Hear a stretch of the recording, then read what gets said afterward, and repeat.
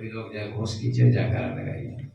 बोलिए सदगुरुदेव भगवान की जय, संत भगवान की जय, राम भगवान की जय, कृष्ण भगवान की जय, भारत के संतों की जय, भारत के ऋषियों की जय, भक्त और भगवान की जय।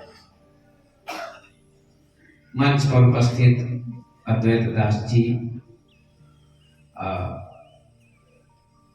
हॉल में बैठे हुए भक्त प्रेमी सज्जनों, धर्मानुरागी बंधुओं, भक्ति स्वरूपा माता बहनों एवं बच्चों, बड़े सौभाग्य की बात है कि 2 दिनों से अर्थात 2 दिवसीय सत्संग का कार्यक्रम चल रहा है।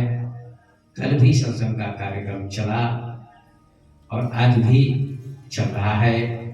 हमारे परम स्नेही डॉक्टर सुरेश जी के योगदान से ये सत्संग चल रहा है और सत्संग में, संतों में, महापुरुषों में, धर्म में उनकी आस्था है, उनकी रुचि है। और यदि पढ़े लिखे लोग, शिक्षित लोग, डॉक्टर, इंजीनियर, प्रोफेसर लोग यदि धर्म को समझने लगे, अध्यात्म को समझने लगे, भक्ति को समझने लगे, सत्य को समझने लगे, सत्संग में आस्था होने लगे, तो हमारा समाज, हमारा गांव, हमारा देश काफी आगे निकल जाएगा। सौभाग्य होगा, क्योंकि शिक्षित व्यक्ति ही समाज का मार्गदर्शक होता है, क्योंकि शिक्षक ही विद्यार्थी को शिक्षा देते हैं। उनको शिक्षा का बोध होता है, ज्ञान होता है, नॉलेज होता है और वे बच्चों का मार्गदर्शन करते हैं। ABCD से लेकर क ख ग घ अंग क्या क्या और आगे पढ़ाते पढ़ाते शिक्षक की PhD की उपाधि प्राप्त करवा देते हैं।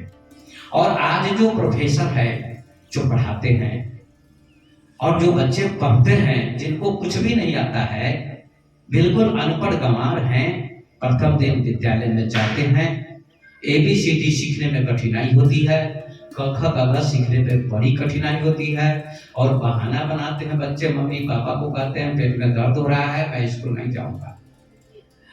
ऐसे बच्चे को माँ बाप प्रेरित करके विद्यालय में भेजते हैं और जब भेजते हैं तो भी बच्चे धीरे धीरे धीरे धीरे शिक्षा अध्ययन करते करते पढ़ते पढ़ते एक दिन विद्वान बन जाते हैं, प्रोफेसर बन जाता है वही बच्चा, इंजीनियर बन जाता है, डॉक्टर बन जाता है, विधायक बन जाता है, मुख्यमंत्री बन जाता है, प्रधानमंत्री बन जाता है, राष्ट्रपति बन जाता है, कोई तुलसीदास बन जाता है, कोई कबीर बन जाता है, कोई विवेकानंद बन जाता है, कोई शंकराचार्य बन जाता है, कोई नानक बन जाता है, कोई गोरख बन जाता है, कोई पतंजलि बन जाता है, कोई गांधी बन जाता है, कोई सुभाष चंद्र बोस बन जाता है। इस समाज में शक्ति छुपी हुई है, उस शक्ति को जगाने वाले जैसे शिक्षक होते हैं, बच्चों की शक्ति को, बच्चों की क्षमता को जगाते हैं। बच्चों में क्षमता छुपी हुई होती है, सुसुप्त होती है, उस शक्ति को जगाने का काम शिक्षक करते हैं और वे ही बच्चे एक दिन जाग जाते हैं, एक दिन विद्वान बन जाते हैं। जो प्रोफेसर जानते हैं वे ही बच्चे भी जानने लगते हैं, वैसी क्षमता उनमें भी आ जाती है। ठीक इसी प्रकार से धर्म में भी, अध्यात्म में भी संत महात्मा आपकी सोई हुई शक्ति को जगाने का काम करते हैं। आपके अंदर भी वही शक्ति है जो मेरे अंदर है, थोड़ा भी कम नहीं है, थोड़ा भी अंतर नहीं है, थोड़ा भी अंतर नहीं है। आप जानते हैं ये पीपल का वृक्ष कितना बड़ा होता है, पाकर का वृक्ष कितना बड़ा होता है, बरगद का पेड़ कितना बड़ा होता है, विशाल होता है, उसके नीचे उसकी छाया में हजारों लोग बैठ सकते हैं और बैठते हैं। लेकिन वही उसी पीपल का बीज कितना छोटा होता है, बहुत छोटा होता है, इतना छोटा होता है, मटर के दाने जैसा होता है, उससे थोड़ा बड़ा होता होगा।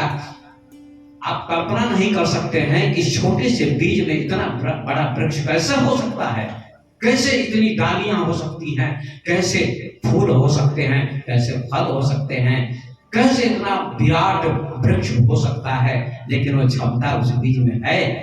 लेकिन उस बीज को वृक्ष कैसे बनाया जा सकता है, उस बीज को वृक्ष में कैसे रूपांतरित किया जा सकता है, चेंज किया जा सकता है, विकसित किया जा सकता है।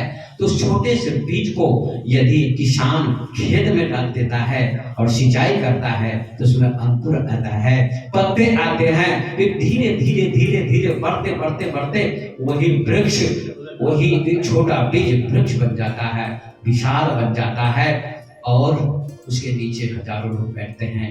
ठीक इसी प्रकार से जो शक्ति संतों में होती है, महापुरुषों में होती है, मैं तो ये भी कहना चाहता हूँ आपको कि जो शक्ति राम में थी, भगवान राम में, जो शक्ति भगवान कृष्ण में थी, जो शक्ति विवेकानंद में थी, जो शक्ति गांधी में थी, जो शक्ति कबीर में थी, जो शक्ति पतंजलि में थी, जो शक्ति नानक में थी, जो शक्ति बुद्ध में थी, जो शक्ति महावीर में थी, समस्त महापुरुषों में जो शक्ति थी, उन्होंने अपनी शक्ति को जागृत किया था और जागृत करने के बाद वे महापुरुष बन गए। ऐसे संत महात्मा आप लोगों की शक्ति को जगाने के लिए आते हैं, आपको भी महान बनाने के लिए आते हैं।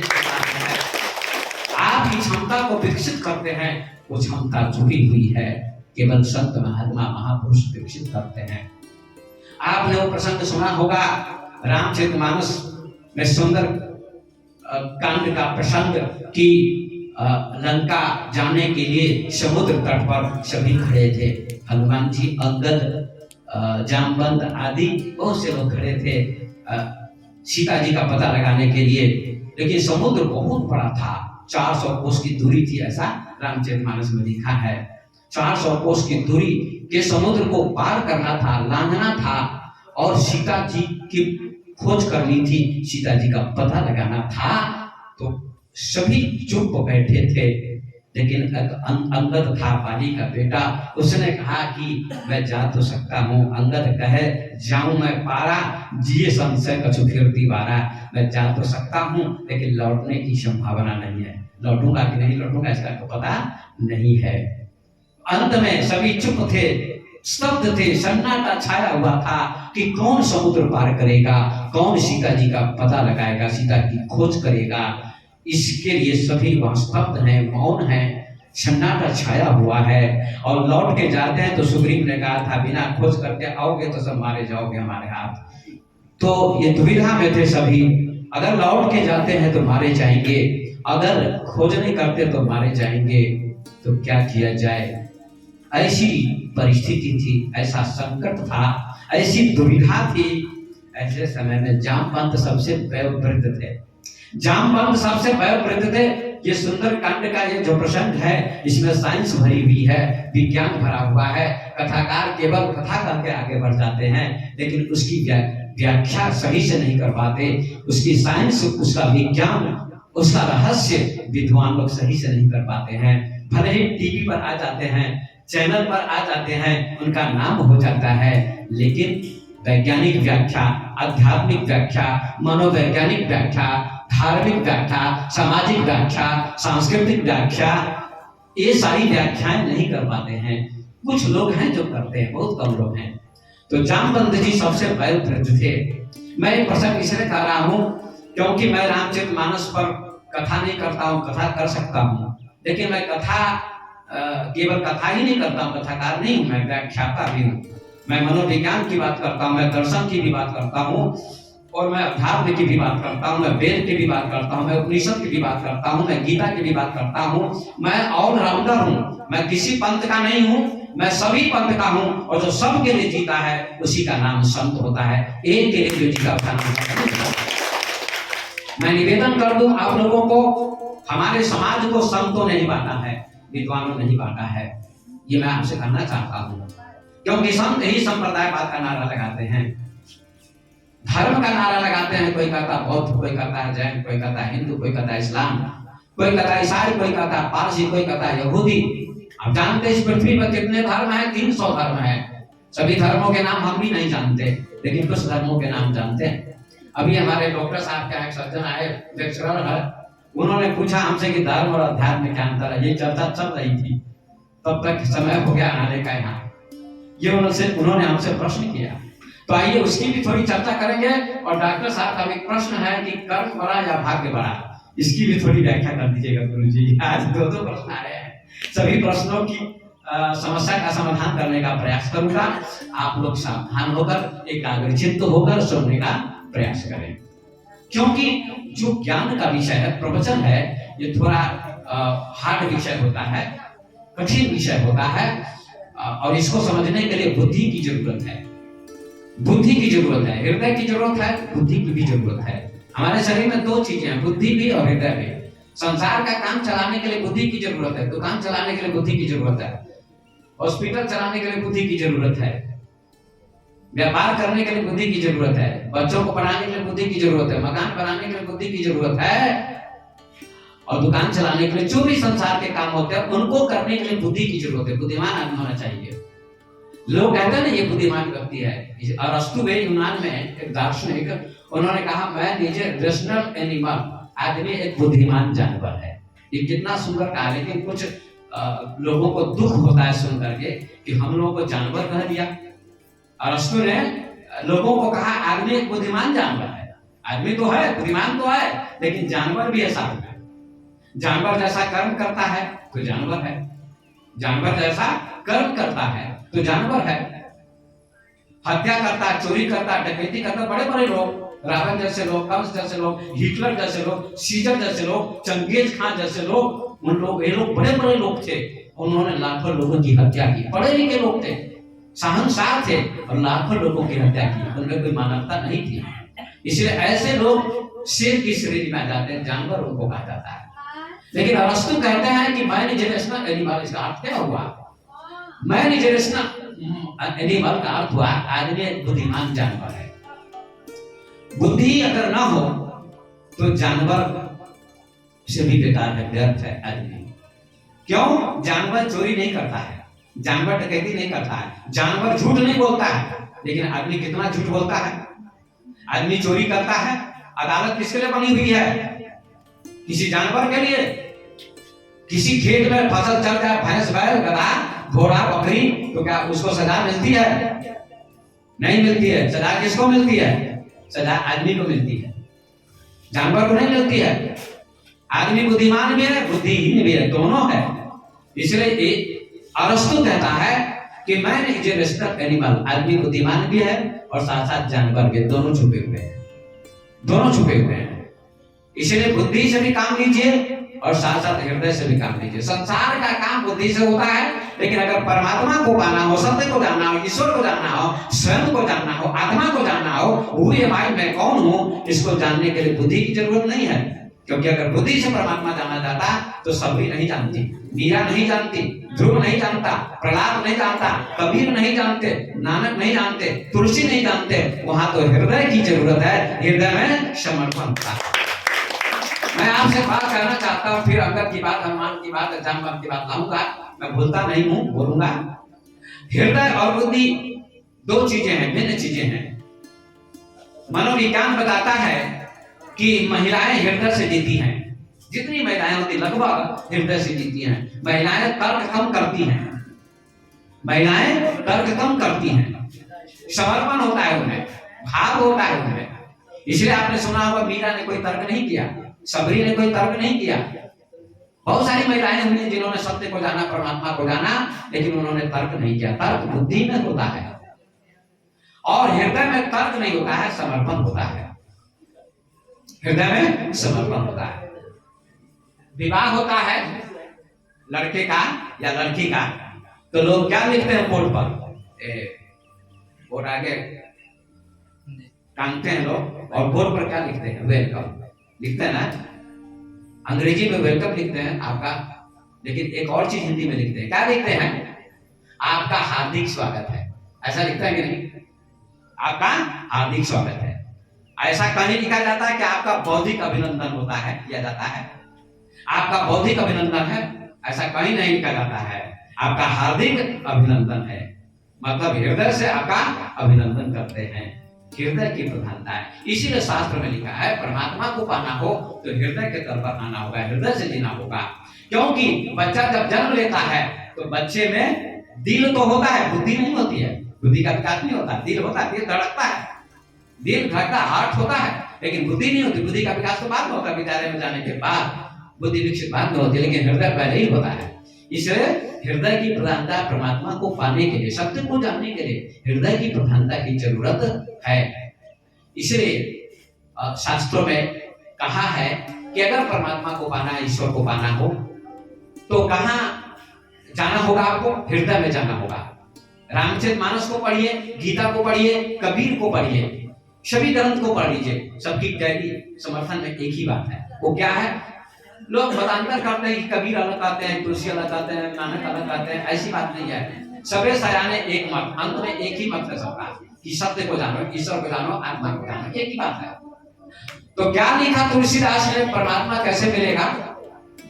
लिखा है, अस हल्ला मत कीजिए माता बहने, शांति से सुनिए। यहाँ कोई नौटंकी नाच नहीं है कि आपको नाच के दिखाया जाएगा, इसलिए शांति से सुनिए, एक एक शब्द सुनिए। पुरुषों में ये बहुत विशेषता है, महिलाओं में कुछ कमी हो जाती है कभी कभी, क्यों बातें करने लगती है। हालांकि महिलाओं का स्थान बहुत ऊंचा है। अभी सीताराम सीताराम का लोग कीर्तन करते हैं तो पहले क्या बोलते हैं? सीताराम सीताराम सीताराम बोलते हैं ना। पहले क्या बोलते हैं? सीता तब राम, राधा तब श्याम, माता तब पिता, प्रकृति तब पुरुष। ऐसा कहते हैं ना लोग। इससे पहले स्त्री का स्थान है। क्यों? स्त्री का स्थान पहले है। स्त्री की महानता दी गई है शास्त्र में। भले ही समाज ने उसका दमन किया, शोषण किया, गुलाम बनाने का प्रयास किया, लेकिन स्त्रियों का स्थान शास्त्र में ऊंचा दिया गया है। इसलिए लिखा है, मातृ देवो भव, पितृ देवो भव, आचार्य देवो भव, अतिथि देवो भव। पहले किसका स्थान दिया शास्त्र में? मैं उपनिषद 10वीं कक्षा में पढ़ता था, हाई स्कूल में, किशनपुर हाई स्कूल में, तो हमने पढ़ा था। तो बहुत ग्रंथ में पढ़ चुका हूँ, सैकड़ों ग्रंथ। देखो उपनिषद है, तैत्तिरीय उपनिषद, उसमें लिखा है मातृ देवो भव, पितृ देवो भव, आचार्य देवो भव, अतिथि देवो भव। माता देवता है। कितना सुंदर कहा है, माता देवता। पहले माँ का स्थान है, माता देवता है, ये कहा। पिता का नाम नहीं लिया प्रथम में, क्या किसका नाम लिया? माता का नाम लिया। मातृ देवो भव, माता देवता है। कितना सुंदर कहा है ऋषि ने। पहले माता को देवता समझो। क्यों माता देवता क्यों है? आप देवता को बाहर मानते हैं कहीं, जो देवता दिखाई नहीं पड़ता है उसको आप देवता मानते हैं। देवता को कभी आपने देखा है कैसा होता है? नहीं देखा है, लेकिन लोग मानते हैं, मान्यता है, समाज की धारणा है वर्षों से, हजारों वर्षों से। लेकिन माँ तो दिखाई पड़ती है, माँ भी देवता है। क्यों? देवता किसको कहते हैं आप? देवता किसे कहते हैं? देवता की क्या परिभाषा है? जो देता है कुछ। क्या देता है? माँ शरीर देती है, जन्म देती है, दूध पिलाती है, पालन पोषण करती है, इसलिए माँ तो साक्षात देवता। अगर परिक्रमा करनी हो तो ईश्वर से भी पहले माँ की परिक्रमा कर लो, तुम्हारे बकास का। ईश्वर से भी पहले माँ की परिक्रमा करो, क्योंकि रामचरितमानस में गोस्वामी जी कहते हैं, प्रात काल उठ के रघुनाथा, मात पिता गुरु ना बड़ी माथा। क्या सुंदर विवेचन किया गोस्वामी जी। कहते हैं प्रातः काल उठ के रघुनाथा। राम जी जिनको मर्यादा पुरुषोत्तम कहा जाता है, भगवान कहा जाता है, अवतारी पुरुष कहा जाता है, वे सुबह सुबह उठकर माँ को प्रणाम करते थे, कौशल्या को, और फिर पिता दशरथ को, और अंत में गुरु वशिष्ठ को प्रणाम करते थे। उसके बाद ही कोई काम करते थे, उसके बाद ही कोई काम करते थे। जरा विचार करिए, आज ये संस्कार मिट चुका है लोगों का, बच्चों का, जवानों का, युवकों का। ये संस्कार बर्बाद हो चुका है, नष्ट हो चुका है। हमारा भारतवर्ष कितना महान देश है, जहाँ ध्रुव हुआ, जहाँ प्रहलाद हुआ, जहाँ सबरी हुई, मीरा हुई लड़की, गार्गी हुई, सहजोबाई हुई, मदालसा हुई, ऐसी सीता माँ जानकी हुई, ऐसी महान महान नारियां हुई हैं हमारे देश में, और युवक भी बहुत हुए हैं। ध्रुव प्रहलाद बचपन से भक्ति करते थे, लेकिन आज वो संस्कार नष्ट हो गया बच्चों का। कितने युवक लोग कथा में जाते हैं? बहुत कम लोग, बूढ़े लोग ज्यादा जाते हैं। इसमें कुछ लोग बैठे हुए हैं, डॉक्टर साहब के स्टाफ लोग भी बैठे हुए हैं। खुशी की बात है, इन सबको भी मैं आशीर्वाद देता हूँ कि इनकी आस्था धर्म में वो भक्त बने, ये सभी सेवा में लगे हुए हैं। और मैं निवेदन करता हूँ कि सभी शाकाहारी बन जाएंगे तो अच्छा रहेगा, मांसाहारी से शाकाहारी बन जाएं तो और अच्छा होगा। मेरे आने का मुझे फल मिलेगा, और आपको और ज्यादा फल मिलेगा कि मैं जाऊंगा कहीं प्रवचन दूंगा कि डॉक्टर सुरेश जी का मैं गया प्रवचन दिया 2 दिन, तो उनके स्टाफ में से भी कुछ लोग भक्त बन गए, शाकाहारी बन गए। ये मैं कहूंगा मंच से, और आपको आशीर्वाद देता रहूंगा जहां जाऊंगा वहां। इसलिए भक्त बनने का प्रयास करेगा। तो ये संस्कार को जगाई, मातृ देवो भव, माता देवता। देखिए पढ़ा लिखा व्यक्ति हो जाता तो घमंड करता है, अंग्रेजी जान जाता, शिक्षा प्राप्त कर लेता तो घमंड करता है। एक लड़का एमए पास करके आया, अंग्रेजी का विद्वान था, माता पिता पढ़े लिखे नहीं थे। माँ से कहा उस लड़के ने, क्या कहा, माँ पढ़ी लिखी नहीं थी, देहात की माँ महिला, उसने माँ से कहा, माँ अंग्रेजी में कहा प्लीज कम हियर मदर। अब उसको क्या पता माँ को कि प्लीज क्या है, कम क्या है, हियर क्या, मदर क्या है, वो तो हिंदी में नहीं जानती थी, अंग्रेजी की बात छोड़िए। तो माँ ने कहा ये पागल हो गया है, सनक गया है, इसलिए माँ भागने लगी, ये मुझे मार देगा, ये मुझे मार देगा। मदर माने मारेगा। उसने कहा माँ नहीं समझ रही तो पिता समझेंगे, तो उसने पिताजी को बुलाया, प्लीज कम हियर फादर। अब तो फादर नहीं कहते हैं, अब तो फादर से भी डैडी और डैडी से भी डैड संक्षिप्त होता जा रहा है। डैडी माने पापा, पापा भी कहते ना, पापा का क्या अर्थ होता है। अब कोई पिताजी कहता है, कोई युवक, कोई लड़का लड़की, कोई कहता है पिता नहीं। ये तो भारत की संस्कृति को लुप्त कर रहे हैं आप। अब कहते हैं भारत की संस्कृति ऊंची है, जरूर ऊंची है, लेकिन आप बाहर की संस्कृति को ले रहे हैं। फादर डैडी अंग्रेजी में कहा जाता है, लेकिन कोई ये नहीं कहता कि पिताजी कहा जाए, पापा मम्मी। पापा का अर्थ क्या होता है, पापा संस्कृत शब्द है, अंग्रेजी शब्द नहीं है। अब गीता पढ़िए, ये भजनते थे हम पापा, ये पचंत आत्म कारना, पापा पापो पापा, बहुवचन का रूप है पापा, माने बहुत पाप करने वाले व्यक्ति का नाम पापा होता है। और मम्मी का अर्थ जो मर जाए, मिस्र देश में उसको सुरक्षित रखा जाता है, लाश को सैकड़ों वर्ष होता है, उसका नाम होता है मम्मी। जिंदगी में लोग मार देते हैं, मम्मी कर देते हैं, कितनी विनम्रता है। उस लड़के ने कहा मम्मी नहीं समझी माँ, तो पिता को कहा प्लीज कम हियर फादर, तो फादर भी नहीं समझे, भी पढ़े लिखे नहीं थे, हिंदी में नहीं जानते। तो फादर ने सोचा ये लड़का पागल हो गया, मुझे फाड़ देगा। फादर माने फाड़ देगा, जैसे लकड़ी को कुल्हाड़ी फाड़ती है ऐसे मुझे फाड़ देगा। ये क्या क्या फादर फादर बोल रहा है। तो फादर भी भागने लगे कि फाड़ देगा मुझे। अब देखिए, अब जब इंग्लिश नहीं जानते माता पिता, तो उनको हिंदी में समझाओ भाई, जाति भाषा में समझाओ, कहो, तो माता पिता को प्रसन्नता होगी। लेकिन घमंड में चूर होते हैं कि हम पढ़े लिखे एजुकेटेड हैं। एजुकेटेड हो, तुम रामकृष्ण से बड़े हो, तुम गांधी से बड़े हो, विवेकानंद से बड़े हो, तुम राम से बड़े, तुम कृष्ण से बड़े, तुम कबीर से बड़े हो, नहीं। इसलिए अपनी संस्कृति को भी समझो, केवल डीन हारने से काम नहीं चलेगा। इसलिए माँ, मातृ देवो भव, माता को देवता मानो, जो जन्म देती है माता को देवता मानो। पिता पितृ देवो भव, पिता भी देवता होता है, क्योंकि पिता पालन पोषण करते, खर्चा देते पढ़ाने लिखाने के लिए, और डॉक्टर इंजीनियर प्रोफेसर बना देते हैं पढ़वा लिखा के, खर्चा देके। देवता हुए कि नहीं हुए, देवता हुए। और तीसरे देवता में गुरुदेव हुए, गुरु जो ज्ञान देते हैं, शिक्षा देते हैं, अध्यात्म की शिक्षा, ज्ञान की शिक्षा, उनको भी देवता कहा जाता है, जो ज्ञान देते हैं। चौथा देवता है अतिथि, जिसके आने की तिथि मालूम न हो, उसका नाम है अतिथि। 4 देवता हमारे शास्त्रों में लिखे गए, बताए गए। आप 4 देवताओं की पूजा कर लीजिएगा तो 33 करोड़ देवताओं की पूजा करने की जरूरत नहीं पड़ेगी। आपको चारों देवताओं की पूजा से 33 करोड़ देवताओं की पूजा हो जाएगी। हमारे कुरान में लिखा है कि 33 करोड़ देवता होते हैं, लेकिन उनके नाम भी आप नहीं जानते। कितने देवताओं की पूजा करिएगा? 50 देवता की पूजा करिएगा, बाकी देवता नाराज हो जाएंगे तो क्या करिएगा? आपके घर में आग लगा देंगे और देवता, तब क्या करिएगा? कोई देवता आग नहीं लगाता है, आग तो वैसे लग जाता है, संयोग से लग जाती है।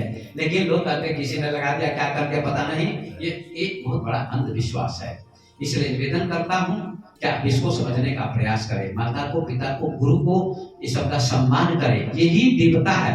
लेकिन समाज का भी दुर्भाग्य हो जाता है, कुछ गुरुआ लोग आ जाते हैं, कुछ अज्ञानी लोग आ जाते हैं, लोगों को भड़काने वाले, वो देवी देवताओं में लगा देते हैं लोगों को। अरे देवता कौन हुए? राम हुए, कृष्ण हुए, बुद्ध हुए, महावीर हुए, कबीर हुए, नानक हुए, जो भी महापुरुष में है, उन्होंने समाज को कुछ दिया, ज्ञान दिया, भक्ति दी, भक्ति का संस्कार, ज्ञान का संस्कार, ज्ञान की शिक्षा दी, वे देवता। और कौन देवता है?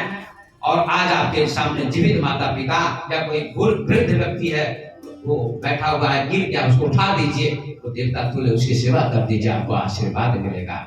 मेरे भाई, आशीर्वाद मिलेगा। लेकिन गुरु भी जान के कीजिए, बढ़िया ज्ञानी गुरु कीजिए, नहीं तो भटक जाइएगा आप लोग। लेकिन ज्ञानी गुरु लोग नहीं करते हैं। कोई तपस्वी बाबा आ गया, नंग धरंग बैठ गया और एक फूल को 5 रुपया बना दिया, लोग कहते बहुत बड़ा तपस्वी है, इसने फूल को 5 रुपया बना दिया, 10 रुपया बना दिया, चमत्कार दिखाता है। खाक चमत्कार दिखाएगा वो। अभी धीरेन्द्र कृष्ण शास्त्री का चमत्कार चल रहा है। अब मान लिया चमत्कार चल रहा है तो देश की गरीबी को मिटाओ, सोने की वर्षा करो, चावल की वर्षा करो, गेहूं की वर्षा करो, और वर्षा नहीं हुई साल तो तुम्हारा चमत्कार कहां गया? वर्षा नहीं हुई तो सारे चमत्कारी बाबा कहां चले गए? क्यों नहीं वर्षा की? वर्षा करनी चाहिए ना। चमत्कार कहां चला गया? सब चमत्कार झूठे हैं, कोई सच नहीं है। संयोग से कोई बात सच हो जाती है अलग बात है, लेकिन चमत्कार में फंसने की जरूरत नहीं है। मेरे ज्ञान का खंडन कोई नहीं कर सकता, विवेकानंद, कबीर, नानक का खंडन कोई नहीं कर सकता, क्योंकि उन्होंने शब्द सत्य बताया, जीवन की बात बताई, चमत्कार की बात नहीं। मैं आपको 50 बात बता दूं तो सभी बातें पूरी नहीं हो सकती, एक बात पूरी हो सकती है संयोग से, संयोग बसा। इसलिए आप चमत्कारों में फंसने की कोशिश मत कीजिए, मैं निवेदन करता हूं आप लोगों से। चमत्कार सबसे बड़ा क्या है? डॉक्टर साहब चमत्कार करते हैं, हमारे सुरेश जी हैं, देखिए कितनी आस्था के साथ प्रवचन करवा रहे हैं और सर्जरी करते हैं, ऑपरेशन करते हैं। ऐसे ऐसे डॉक्टर हैं, मुंबई में जाइए, दिल्ली में जाइए, अमेरिका में जाइए, मस्तिष्क की सर्जरी करते हैं, न जाने क्या क्या सर्जरी करते हैं, ऑपरेशन करते हैं। जो आदमी मरने वाला होता है 10 लाख 20 लाख 5 लाख रुपया लेकर, डॉक्टर उसकी सर्जरी करके उसको स्वस्थ कर देते हैं। ये सबसे बड़ा चमत्कार है डॉक्टर का। लेकिन डॉक्टर के चमत्कार को लोग चमत्कार नहीं करते हैं। एक बाबा आया ढोंगी पाखंडी और कुछ बता दिया तो कुछ चमत्कार कर दिया। क्या कर दिया? वो क्या आपको दे देगा? संपत्ति आप देते हैं बाबा को, आपको क्या दे देगा? वो तो भिखमंगा है, कुछ नहीं उसके बाद। हाँ, संतों के बाद, ज्ञानियों के बाद ज्ञान होता है, ज्ञान दीजिए, बस हो गया। इसे उस चक्कर में फंसने की कोशिश मत कीजिए। तो मैं निवेदन कर रहा था, आपकी चर्चा कर रहा था, आगे जामवंत हनुमान जी महाराज की चर्चा कर रहा था, क्योंकि ये विषय भी जानना जरूरी है। इस विषय पर प्रकाश डालना भी जरूरी है। समाज भटक गया है, हमारे युवक भटक गया है, हमारी महिलाएं भटक गई हैं, हमारे पुरुष भटक गए हैं, पूरा समाज भटक गया है। जो हमारे भारतवर्ष की संस्कृति है, भारतवर्ष की धरोहर है, इससे लोग वंचित हो रहे हैं, धर्म से, अध्यात्म से वंचित हो रहे हैं। इसलिए इसका ज्ञान आवश्यक है, इसका ज्ञान आवश्यक है। तो जामवंत जी कहते हैं कि सभी लोग आप बैठे हैं, कोई नहीं जाएगा समुद्र पार, तो सीता जी का पता कौन लगाएगा? तो जामवंत जी बुद्धि लगाते हैं और हनुमान जी से कहते हैं, हनुमान जी चुप खड़े थे, बैठे थे, हनुमान जी से कहते हैं, हनुमान जी आप क्यों चुप खड़े हैं? ऐसा लिखा है कि हनुमान जी को श्राप मिला हुआ था। हनुमान जी नटखट थे बचपन में, तो बाबा लोगों का कमांडर इधर उधर करते थे, हेर फेर करते थे। इसलिए बाबा लोगों ने, ऋषि ने श्राप दे दिया कि तुम अपनी शक्ति को भूल जाओगे, और कोई तुमको अपनी शक्ति की याद दिला देगा, तुम्हारी शक्ति को, तो तुमको याद आ जाएगी। ऐसा वरदान भी दे दिया साथ साथ। तो हनुमान जी से जामवंत जी कहते हैं कि कारिचपति सुनु हनुमाना, का चुप साधी रहा बलवाना, पवन तनय बल पवन समाना, बुद्धि विवेक विज्ञान निधाना, राम काज लगे तब अवतारा, सुनते भयउ प्रभताकारा, सिंहनाद करि बारहि बारा, लीलहु लागौ जल निधि खारा। ऐसा लिखा है। देखिए, कहा ऋषपति सुनो हनुमाना, का चुप साधी रहा बलवाना। जामवंत जी कहते हैं कि हनुमान जी आप चुप क्यों बैठे हैं? राम काज लगी तब अवतारा, सुनते हो भयउ प्रभताकारा। आपका काम तो राम के काम के लिए हुआ है, आपका अवतार, आपका जन्म या अवतार राम के काम को सफल बनाने के लिए आपका अवतार हुआ। राम काज लगी तब अवतार। हर व्यक्ति का कोई न कोई प्रयोजन होता है, कारण होता है, उद्देश्य होता है। सब महापुरुष कारण से आते हैं दुनिया में, कुछ करने के लिए आते हैं। बैल भैंस घोड़े गधे की तरह खा पी के दुनिया से चले जाना कोई मानवता नहीं है। कुछ काम करो, कुछ काम करो, जग में रहकर कुछ नाम करो। यह जन्म हुआ किस अर्थ हो, समझो जिसमें यह व्यर्थ न हो। प्रभु ने तुमको करदान किए, सब वांछित वस्तु विधान किए। तुम समझो न अल्प किसी धन को, न रोहो न निराश करो मन को। कुछ काम करो, कुछ काम करो, जग में रहकर कुछ नाम करो। एक कवि की कविता है, हमने बचपन में पढ़ी है, आप लोगों को भी याद होगी, पढ़े लिखे लोगों को। तो कुछ काम करने के लिए हम लोग आए हैं। हर व्यक्ति को काम करना चाहिए, अच्छा काम करना चाहिए, काम बुरा नहीं करना चाहिए, चोरी नहीं करनी चाहिए, डकैती नहीं करनी चाहिए, हत्या नहीं करनी चाहिए, बीड़ी नहीं पीनी चाहिए, सिगरेट नहीं पीनी चाहिए, खैनी नहीं खानी चाहिए, शराब नहीं पीनी चाहिए। लेकिन फिर भी पीते हैं शराब, फिर भी पीते हैं लोग। क्यों पीते हैं शराब? गम को भुलाने के लिए। ये फिर भी है ना गीत, तो उसमें क्या कहता है, मुझे पीने का शौक नहीं, पीता हूँ गम भुलाने को। ऐसा है ना, आप लोगों ने सुना होगा, मुझे पीने का शौक नहीं, पीता हूँ गम भुलाने को। गम जब आता है व्यक्ति को, दुख आता है, विषाद आता है, अर्जुन को भी विषाद आ गया तो श्री कृष्ण ने उपदेश दिया तो विषाद उसका दूर हुआ, उठ खड़ा हुआ। ऐसे आप लोगों को भी विषाद आता था तो व्यक्ति शराब पी लेता है। शराब से क्या होता है? नशा आता है, और नशा से नाश हो जाता है, नशा से नाश